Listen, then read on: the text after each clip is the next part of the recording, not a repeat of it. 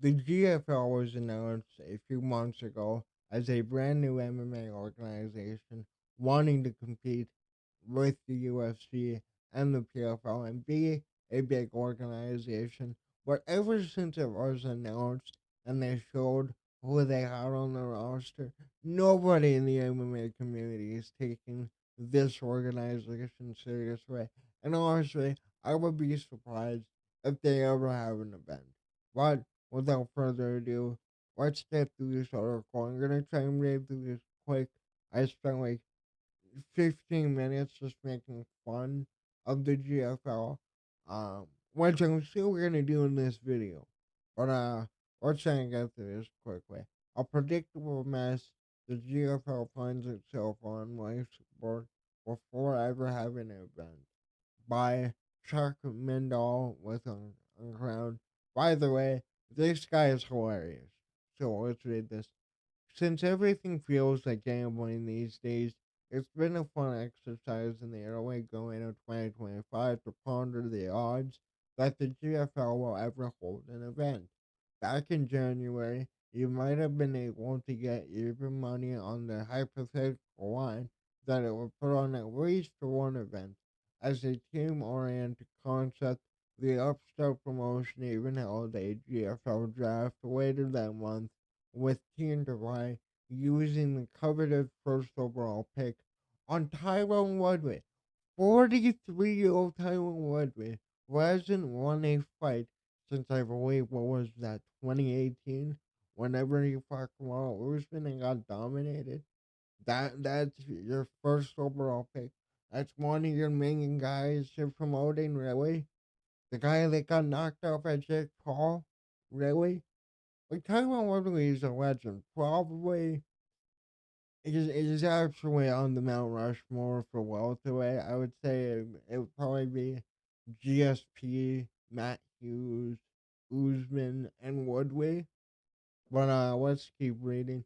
By April, just a month before the first fights were slated to take place in Los Angeles, the imaginary line feels closer to 1,200, and that's being generous to the PFL.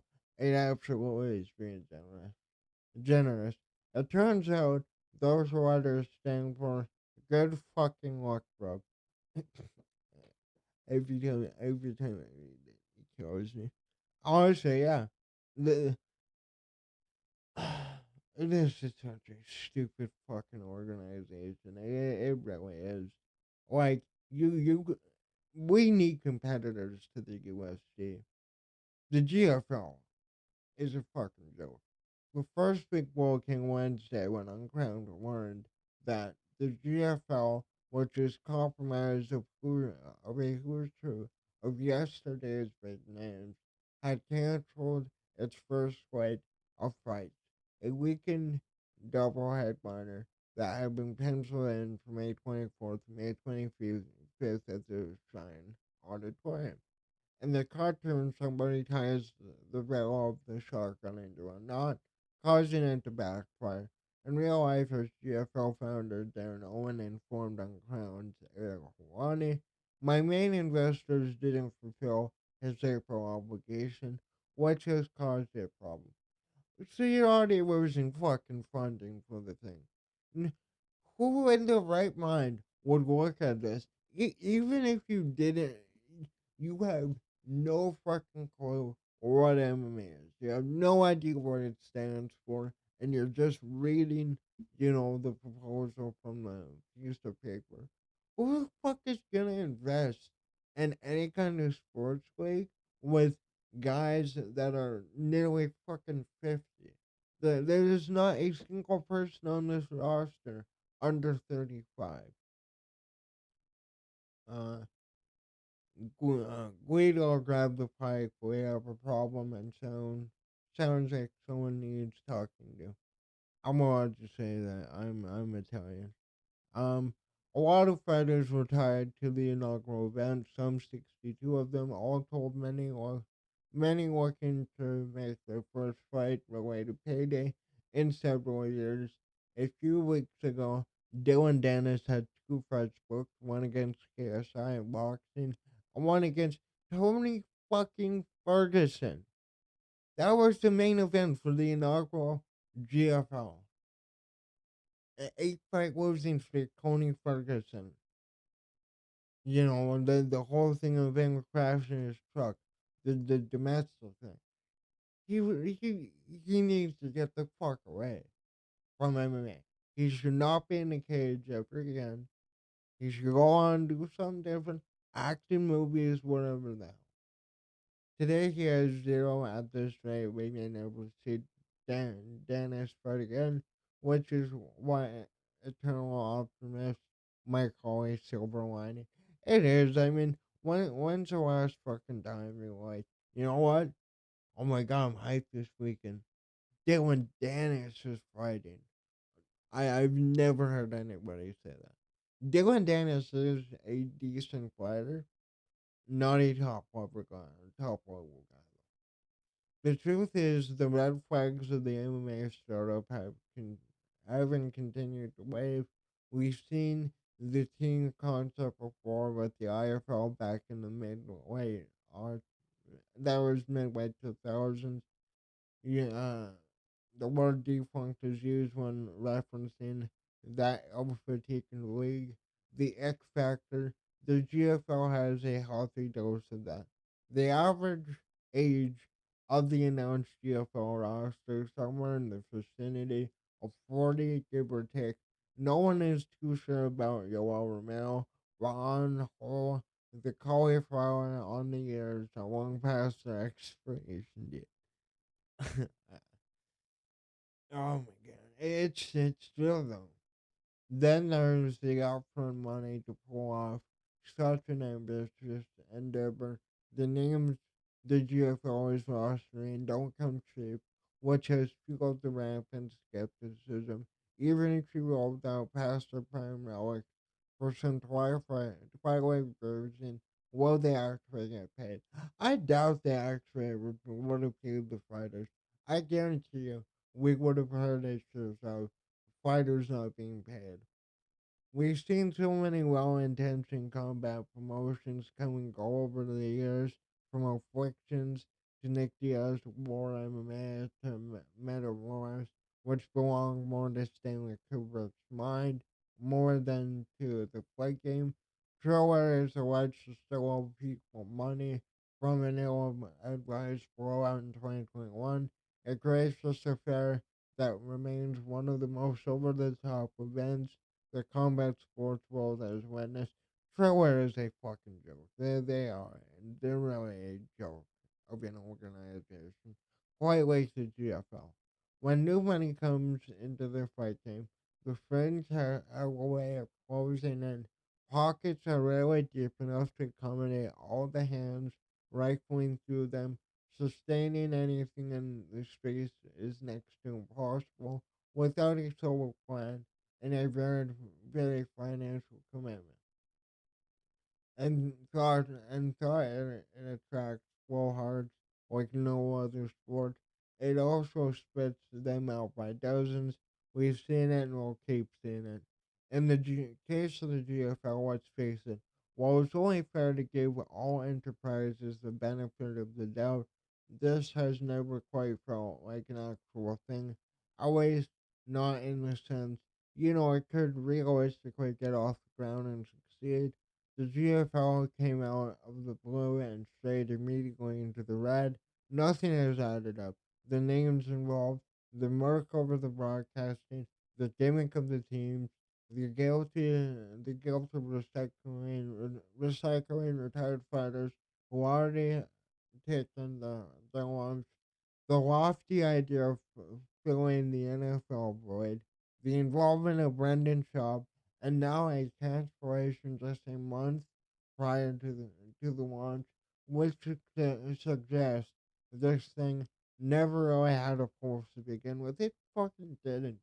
Like, just look at the reception it had all over social media when it was announced.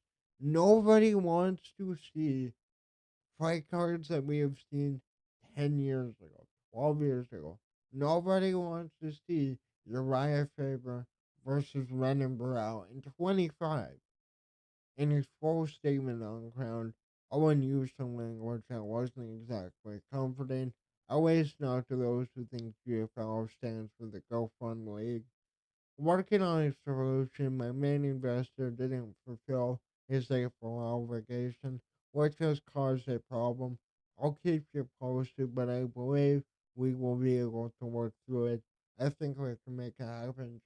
You're already losing investors, and you haven't even had a fight. You haven't even had a fucking weigh-in. Additionally, I don't foresee the event taking place in California, but we absolutely will keep pushing forward. I think we're going to have to push the dates back to June 15th and 16th. June 15th and 16th. I'm sorry. Re- Reading this guy's word makes me even more retarded than I already am. I'll confirm ASAP. It's been a frustrating week, but I think there's exclusion in place. What's exclusion? Waste more fucking money building this organization that nobody wants to see? For those counting at home, that's three I think and I believe, and a short statement about why faith is not a viable business plan. Not when the posters are being printed up, prayers are what UFC Dana White hears from other players at the blackjack table as he's playing 50K a hand. If the GFL is able to pull it together in London, as has been teased, or elsewhere, and gave its fighters the promised 50-50 revenue split, no fucking way. No fucking. They would have never done the 50-50. How many organizations, how many people coming into the MMA sphere? Oscar De La Hoya.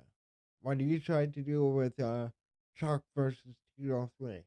Look at that, how that happened. Look at how quickly he got out of the MMA game. Maybe it can work out to the billing for at least one weekend, but I wouldn't bet on it. The odds of the GFL event ever taking place feels longer than ever. You know, before I just started going off completely on this organization for a good few minutes, well, let's just go through the names. No, I went on Wikipedia. Wikipedia isn't really the best source to go to, but it's a GFL. I really don't give a shit if I have the wrong information or not. So we already have two people gone. Shogun Rua, who John Jones won the light heavyweight belt from in 2012, 2011, 2012, somewhere around there. Three Silver Doom, out with an injury for this season. Um, how old is Verdum actually? He's gotta be like 40 something. Um, but now we get into the actual roster. Alan Belcher used to be in the UFC, had a pretty good run in the BKFC there, 40 years old. Alexei Oink, Oink, Owenik, however you say his name, 47, one probably the best submission artist ever. We got knocked out in the BKFC the other week. Why? Robles this you signed Robles to Spain, who was a really big deal when he came into the UFC. Didn't pan out. Was had some of the most boring fights and got exposed instantly. He's fighting Todd Duffy, another guy who was in the UFC for quite some time. Was looked at as a beast, and then just never lived up to the hype around him. Junior Dos Santos, 41. Junior Dos Santos won the heavyweight UFC heavyweight title 15 years, like around 15 years ago, something like that. Frank Mir, again, he was champion in the early 2000s. He's 45, already is dealing with injury and that. Andre Arlovski recently got a knockout win at Was that PKS? Yeah, I forgot. But whatever organization. He's 46.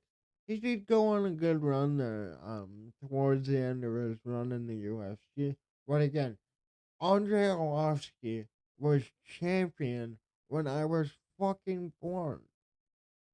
That was in 2004, ladies and gentlemen. This guy is one of the main guys in the league. Bruno Capoza, 35. I really don't know who that is.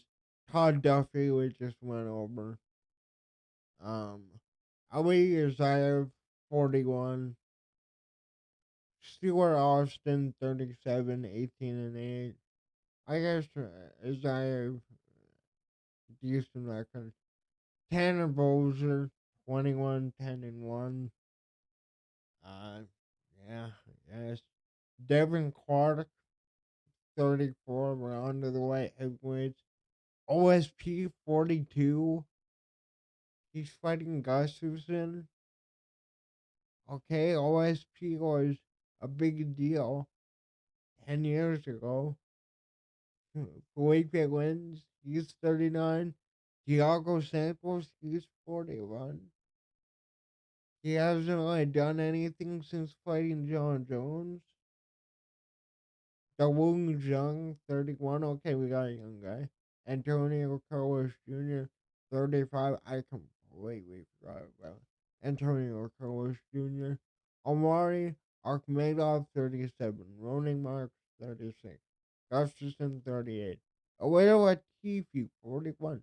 Another guy, Aware Latifi, was in the UFC when I was a young little boy.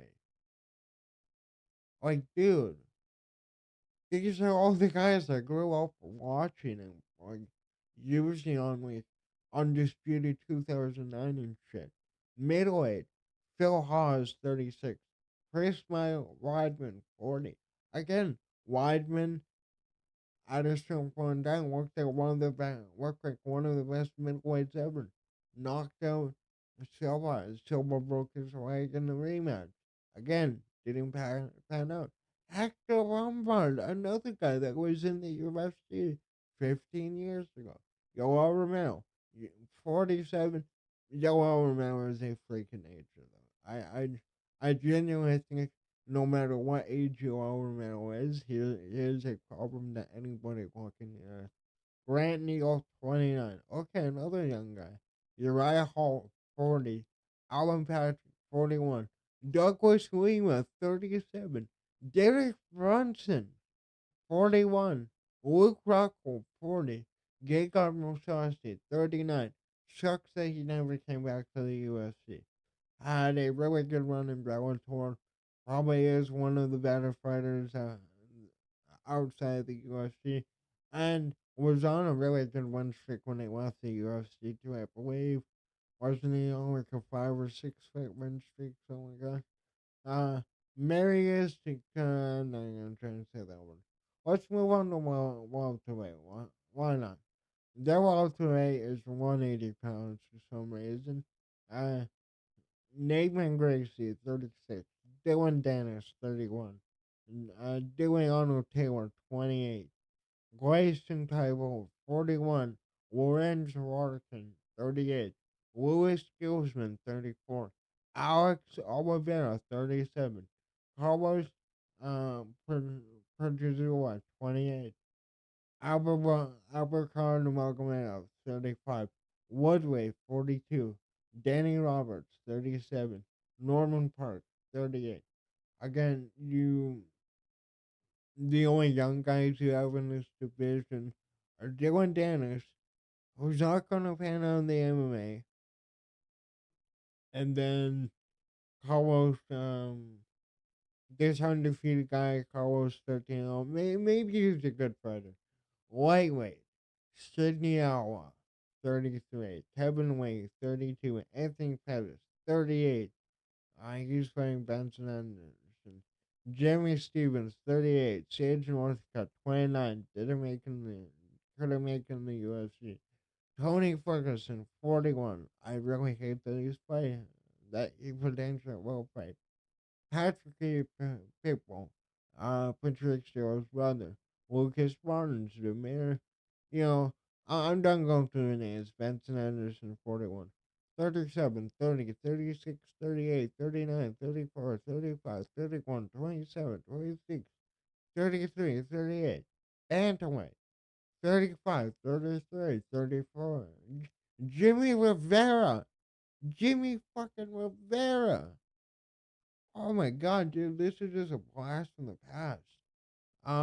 Ray Borg, Uriah Faber at 45, Rafael Sunzel at 42. Rafael Sunzel was really good back in the day, though. Brendan Burrell, 38. Um, you got the rest of these guys. The women's division, let's see here. Holly Holm, that's a big name. Kat Zingano, again, she was, I guess, the top female fighter for a short bit there. Aspen Ladd, that's really the only names there. Strawweight isn't anybody in here that we know. Paige Van Zandt, Paige Van Zandt, but I mean, look at how her career kind of ended up, and we know she makes way more money off of OnlyFans. They have maybe like 30 fighters in total that are like under the age of 35, I feel. Corey McKenna didn't pan out in the UFC. Jessica Panay, holy shit, she's 42. Like, dude, this organization is a joke. I would be shocked if they even have one event. If they have a pre-fight press conference, that is more than I think they will ever get done in this league, and it sucks. The UFC is struggling right now, and the main one of the main reasons behind that is that there's no fucking competition. The only competition the UFC has is one, and they're not that big in the North American market. They are getting bigger. I do like watching one. I really do like watching what they have over there. Even their mixed rules fights. What they did with Rodtang and DJ. They have a lot of high level Muay Thai guys over there along with Rodtang. But GFL is a fucking joke, dude. This is a fucking joke of a league. Maybe if they went out and they found young guys and they presented it as, you know what, we're a new organization, we're doing things differently. It's okay if you bring in a few veterans, but your entire roster and your uh, first two cards, we have seen those cards 10 years ago. Like, I didn't even hit puberty when Uriah Faber and Brendan Burrell last fought. But I don't know. Um, I could go on and on all day shitting on this organization. It's sad though. PFL is a load of shit. GFL is the biggest fucking joke in MMA. Let me know what do you guys think. How much money would you bet on them actually having an event? Right now, I don't even think they have an event. If they're already losing funding and they haven't even done many press conferences for it, it's dead. Well, let me know. What do you think in the comments down below? Thanks for watching. Later.